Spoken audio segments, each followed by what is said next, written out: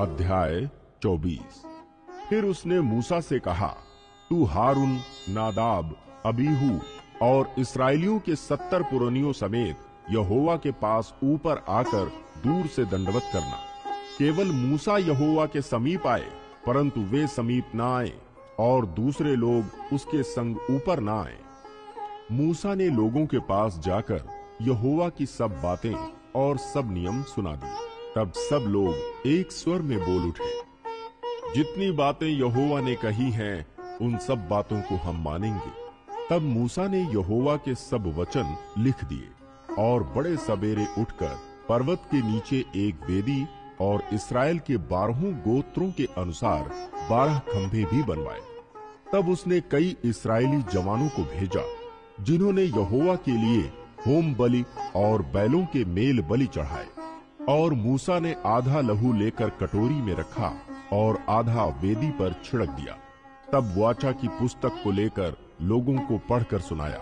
उसे सुनकर उन्होंने कहा, जो कुछ यहोवा ने कहा है उस सब को हम करेंगे और उसकी आज्ञा मानेंगे।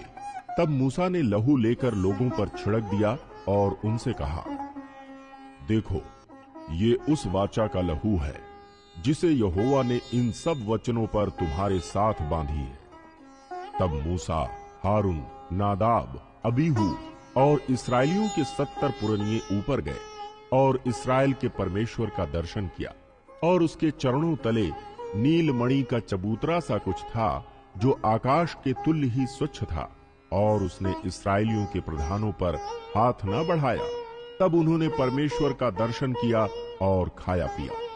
तब यहोवा ने मूसा से कहा, पहाड़ पर मेरे पास चढ़ा और वहीं रह, और मैं तुझे पत्थर की पटियाएं और अपनी लिखी हुई व्यवस्था और आज्ञा दूंगा कि तू उनको सिखाए। तब मूसा यहोशू नामक अपने सेवक समेत परमेश्वर के पर्वत पर चढ़ गया और पुरनियों से वो ये कह गया, जब तक हम तुम्हारे पास फिर ना आए, तब तक तुम यही हमारी बाट जोहते रहो। और सुनो, हारून और हूर तुम्हारे संग हैं। यदि किसी का मुकदमा हो तो उन्हीं के पास जाए। तब मूसा पर्वत पर चढ़ गया और बादल ने पर्वत को छा लिया। तब यहोवा के तेज ने सीनै पर्वत पर निवास किया और वो बादल उस पर 6 दिन तक छाया रहा। और 7वें दिन उसने मूसा को बादल के बीच में से पुकारा। इस्राएलियों की दृष्टि में यहोवा का तेज पर्वत की चोटी पर प्रचंड आग के समान दिखाई पड़ता था। तब मूसा बादल के बीच में प्रवेश करके पर्वत पर चढ़ गया और मूसा पर्वत पर